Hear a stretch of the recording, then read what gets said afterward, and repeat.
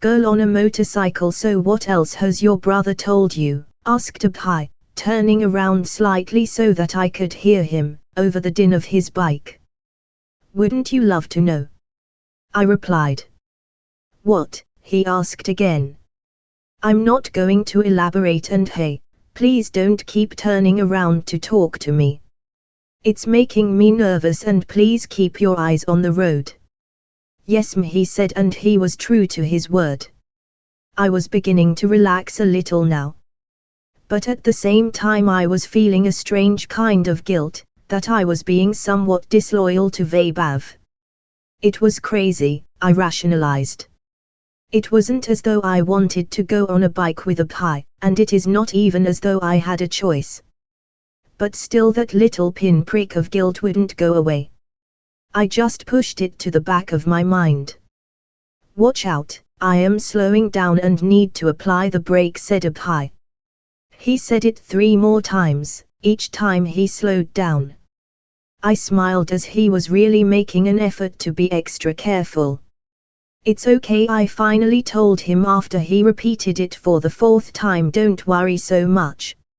I know your intentions are not dishonorable. Phew, thanks for trusting, he said. The night sky looked magnificent with an explosion of 1,000 stars. The moonlight was giving everything a silver glow. It was adding to the magic, and I was actually beginning to enjoy the ride.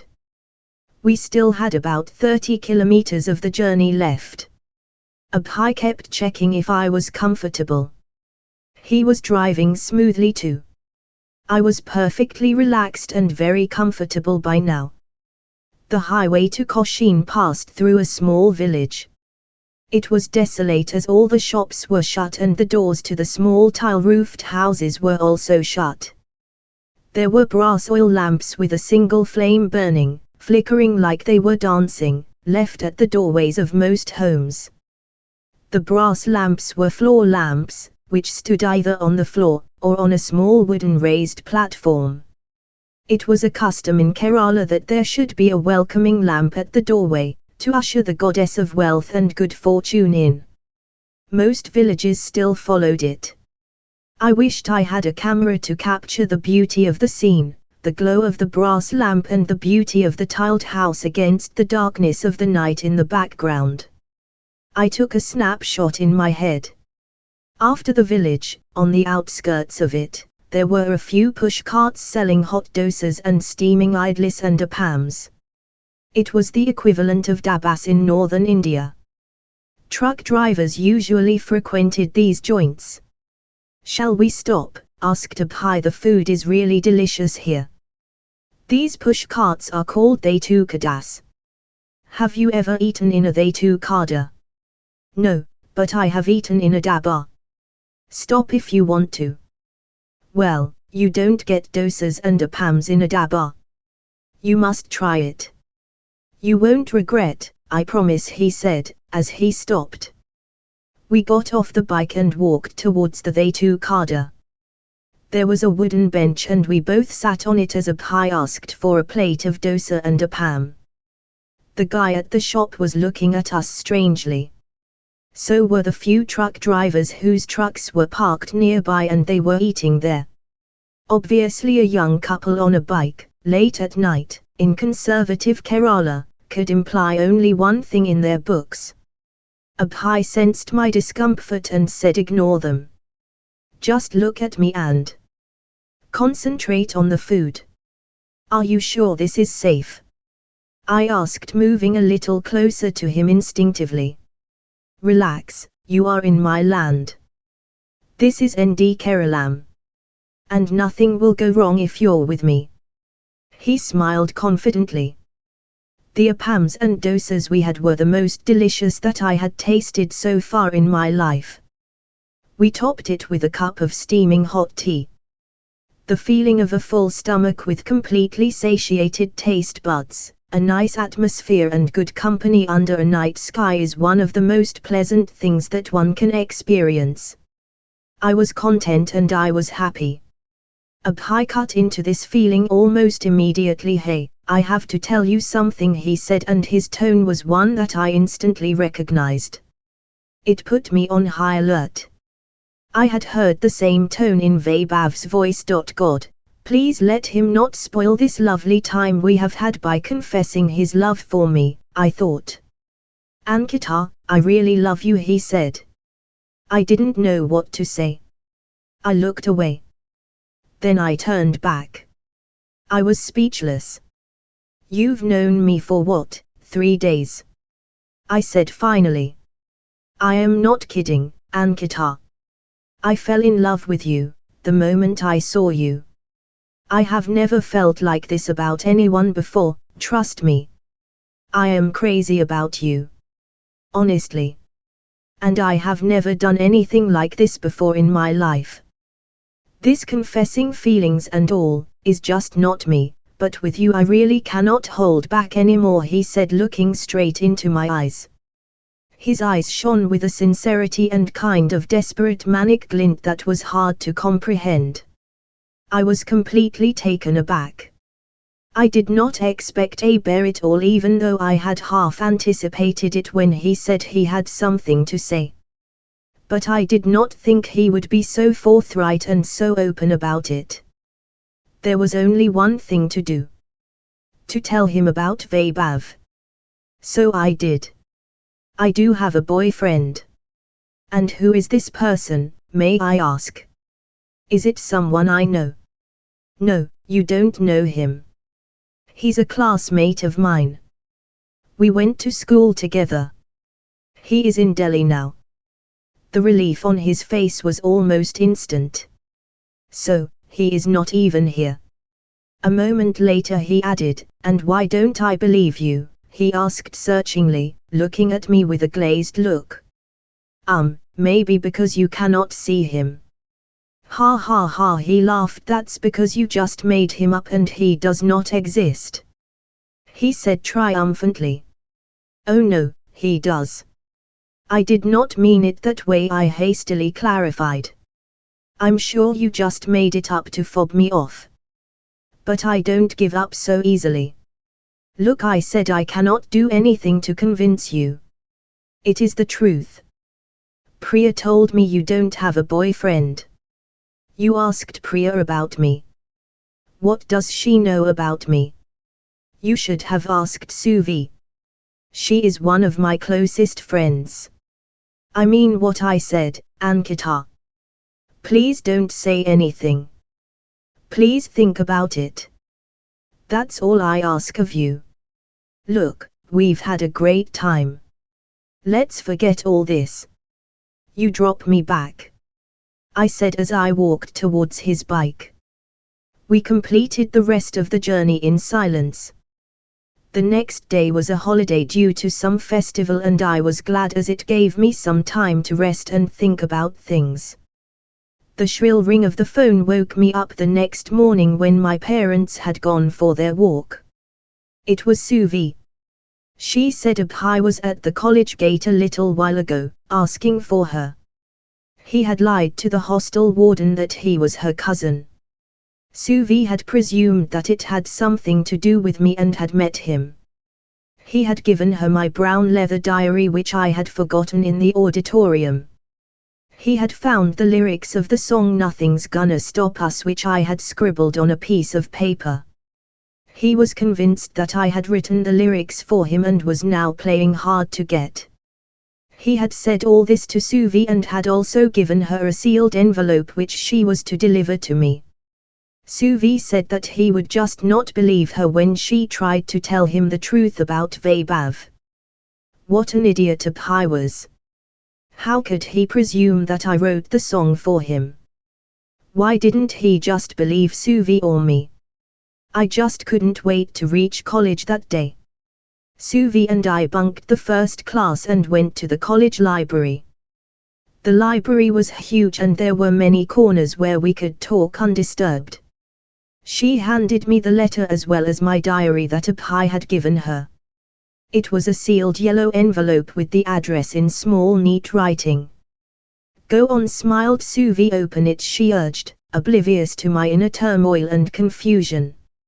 I did not want to open the letter. I dreaded it. I felt it was wrong.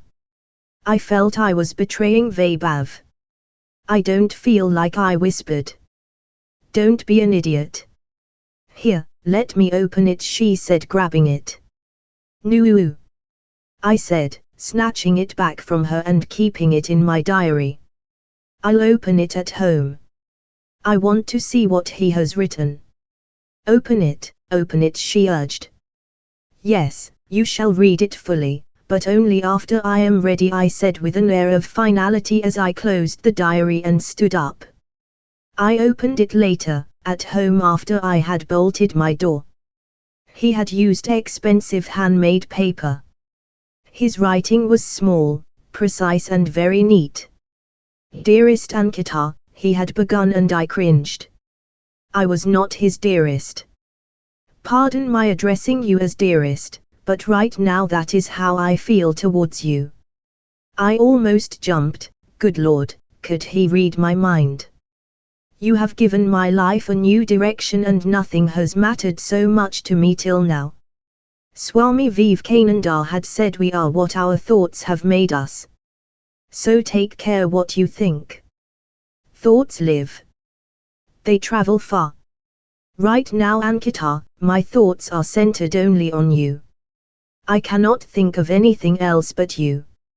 I have stayed up the whole night thinking and rethinking, and I am swept away by the depth of my own emotions. I have tried not to act like this. I hate it, but cannot help it. God, you are lovely and really very beautiful. But that is not why I feel like this towards you. I love the way you speak, the way you smile, and the way you are so easily shocked. I love the enthusiasm you have and how you think that you have to do it all.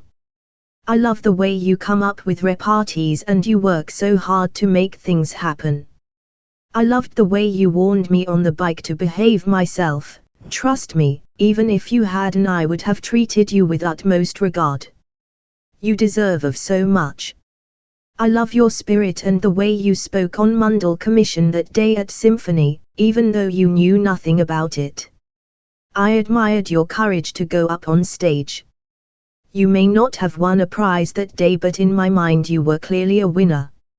I love the way your eyes sparkle when you speak. They seem to dance to the rhythm of your words. You are so full of zest. You inspire me and make me want to be like you. I love the way that wisp of hair falls across your forehead and the way you keep tucking it behind your ears. Oh yes, I loved your white high heels too. I loved the black top you wore and the slits that it had at the side and the way you kept tugging it down so that your skin wouldn't show. I loved the silver bangle you wore on the first day and the thick white one with little polka dots you wore on the second day. I loved the silver earrings and the mismatched gold chain. Yes, I noticed. I noticed every little thing about you. I couldn't help smiling at his words. He really seemed to have noticed every minor detail about me. The first page ended here and he had written P.T.O at the bottom. I smiled as the last time I had used it was in school, in our assignments when I wanted the teacher to turn the page, just in case she missed it. I was more than ready to turn over. Oh God! Abhay writes so much better than Vaibhav. The thought crept up surreptitiously into my head and I guiltily and hastily pushed it aside and admonished myself for comparing them both. When I turned over I recoiled, nearly jumped out of my bed and hit the roof, as though I had settled down on a hot scalding iron instead of my comfortable pillows. Written in blood in letters about 2 inches high, in capitals were the words I love you. The first few letters were darkest and the O and U were very light. And beneath them he had written in pen, yes, it is blood and I do love you, but I think I don't even have enough blood in my body to prove my love to you. On the next page at the bottom left-hand side, he had stuck a photo of himself which he had cut out in shape, I presumed from a larger photo which perhaps had other people. Beneath it, he had written, I may not be a pro-Mundell Commission activist or a reservationist, but I surely want to reserve you for myself. I want to talk to you for a little while. Please don't say no. I'll be waiting. All my love, and then some more. Up high and below this he had written his phone number, address, and drawn a map to his house. It was a route I was familiar with, as I knew that part of the town, and he had indicated all the landmarks and important places. I could make out where his home was easily. The directions were clear and well emphasized. My heart seemed to be beating at the rate of 1,000,000 times a minute now. I did not know what to do. Curiously I sniffed the letter, the part which he had written in blood. It smelled like rust. I found myself wondering whether he had cut himself, and if so, what finger he had cut. Had he cut his thumb? Had he cut his forefinger? This guy seemed to be crazy. Yet it was a manic, intense kind of craze. I waited for a chance to call Suvi. When my mother stepped out in the evening to visit a neighbor, I grabbed my chance and dialed her hostel number. The common phone was very close to her hostel room, and she came on the line almost immediately. Did you read it? What has he said? Tell me, she demanded, without even a cursory hello. We were beyond that. He has said he wants to meet me for just a little while, I answered, feeling weird, confused, and not knowing what to do, all at the same time. Aha! What has he written? What do you think? He has also drawn a map giving directions to his home and says he will be waiting for me. What are you going to do? Idiot, why do you think I called you? Meet him, she said, giggling wickedly. Shut up. Stop making fun of me. No, I actually meant it. The guy seems obsessed. He has written to you sincerely. I think you should at least meet him and explain. I thought of it too. But I don't know, Suvi, it seems absolutely wrong. Gosh, Anks. Stop pretending you're married to Vaibhav. And you are not in the Victorian era. How proper and idealistic can you be? Get a hold on yourself, girl. Sometimes you're such a people pleaser. No, actually that should be Vaibhav pleaser. I am not, I defended myself. But I knew she had a point. I did tend to be idealistic, and most of the time my behavior was governed by what Vaibhav would say, how he would react, and what he would think. You don't have to say anything to Vaibhav. You're only meeting Abhay, not sleeping with him, for God's sake. At least I presume you won't, the first time, she teased. Shut up. I smiled. See you tomorrow at college. Yeah, bye, and don't forget to bring the letter, she reminded me before hanging up. I thought about what Suvi said. I owed Abhay an explanation. I had to make him understand how I felt about Vaibhav. I had to tell him that I did mean what I had told him earlier. At least that is what I convinced myself. I looked at my watch quickly. Mum would not be back for at least half an hour. I dialed his number. He answered even before the first ring had ended. It looked as though he had been waiting for it. Hello, Abhay? I asked hesitatingly. I knew you would call, he exclaimed triumphantly. When are you coming? Did I tell you I would be coming? I retorted, a little shocked at how well he seemed to have gauged me. Of course you will, he answered with certainty. Tell me when, what time? Let me think about it. If you're really nice and plead with me, I might consider it, I smiled, enjoying prolonging his eagerness and anticipation. Oh, I can beg, I can play the violin, I can bring loudspeakers outside your house right now, or flowers if you prefer. I was sure he was capable of it. No need for all that, I'll meet you on Saturday afternoon at 3. Waiting, he said, and then we said polite byes and hung up. When Vaibhav called, I did not mention a word about Abhay or agreeing to meet him, even though it was topmost on my mind at that point of time. If guilt was a stone tied to my ankles, I would have sunk easily to the bottom of the sea. But I wore it easily on my sleeve, by pushing it aside, and spoke to Vaibhav as though everything was normal. When I reached college the next day, Suvi pounced on me, grabbed my bag, rummaged expertly through the contents and found the letter. You would make a good thief. You go through the contents of my bag so quickly and deftly, I commented, watching her. Only if all the bags had interesting love letters, she retorted, as she began reading. She too reacted exactly as I had when I had first read it, and I waited, watching for the effect when she would turn the page and see the writing in blood. I had purposely not mentioned it over the phone. I wanted to see her reaction, in person. She did not disappoint. Holy cow, sweet Jesus, Holy Spirit and Mother Mary, she exclaimed. Then when she recovered, I asked her if she thought Abhay was crazy or a bit unbalanced after reading the letter. He is not a lunatic or unbalanced, but he is so madly in love with you. You're blind not to be able to see it. I took a long time on Saturday morning deciding what to wear. I had already told my mother that I had a special office bearers meeting. It was really not a lie, as I was meeting another office bearer, wasn't I? I chuckled at my own silly joke, but it was mostly to hide the nervousness I felt.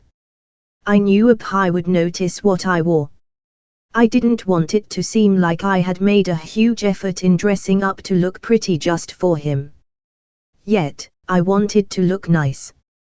Finally, after very long, I ended up wearing a white shirt, jeans and casual brown sandals, tying up my hair in a ponytail, taking care to make it seem as though no effort had gone into choosing the outfit or hairstyle or accessories. Then, finally, when I was satisfied